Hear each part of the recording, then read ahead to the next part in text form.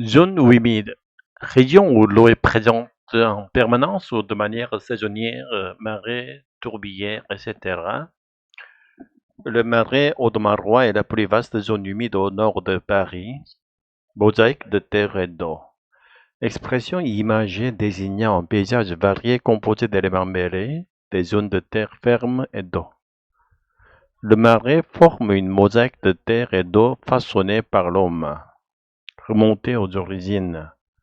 Revenir dans le passé pour comprendre les débuts de l'histoire d'un lieu ou d'un phénomène. Les touristes remontent aux origines du marais jusqu'au Moyen Âge. Marécage totalement impraticable. Terrain très humide et marécageux, impossible à traverser ou utiliser. À l'origine, le marais était un marécage totalement impraticable. Hérissé de forêts, expression poétique, couvert de forêts épaisses comme de piquants. Exemple, le marais était autrefois hérissé de forêts sauvages, façonné en un territoire, transformé, modelé en espace naturel par l'intervention humaine. L'homme a façonné le marais pour le rendre cultivable, terre fertile, sol riche en nutriments qui permet une bonne production agricole. Les maraîchers ont cultivé cette terre fertile pour produire des légumes, développer du commerce, stimuler les échanges économiques, vente, transport de marchandises. Le marais a aussi servi à développer du commerce par voie d'eau. Faire la renommée rendre célèbre, contribuer à la réputation d'un lieu ou d'un produit. Le chou-fleur d'été a fait la renommée du marais de Saint-Omer. Production mécanisée, utilisation de machines pour remplacer le travail manuel dans l'agriculture ou l'industrie. Aujourd'hui, la production de chou-fleur est largement mécanisée. Dimanche 20 juillet, le journal de 13 heures vous invite à découvrir le marais audomarois par une balade au cœur de la plus grande zone humide des Hauts-de-France. C'est une mosaïque de terre et d'eau d'une superficie de 3700 hectares et la plus vaste zone humide au nord de Paris, le marais audomarois. Au fil de l'eau, un équipage de touristes va remonter aux origines du marais jusqu'au Moyen Âge. Ce marais, à l'origine, c'était plutôt un marécage totalement impraticable, hérissé de forêts.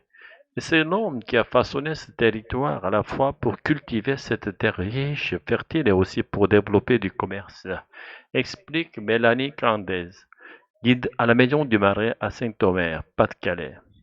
Le chou-fleur d'été de Saint-Omer. Il a fait la renommée du marais le chou-fleur d'été de Saint-Omer. Au XIXe siècle, jusqu'à 400 familles de maraîchers l'ont cultivé à la main et en barque. Aujourd'hui, la production s'est mécanisée, jusqu'à 3 millions de têtes de chou-fleur sont récoltées chaque année entre mai et octobre. Tu savais que cette région était autrefois un marécage totalement impraticable, celui que personne ne pouvait s'y aventurer? Oui, c'était un vrai désert vert, hérissé de forêts sauvages. C'est fou de penser qu'aujourd'hui c'est devenu une zone humide protégée.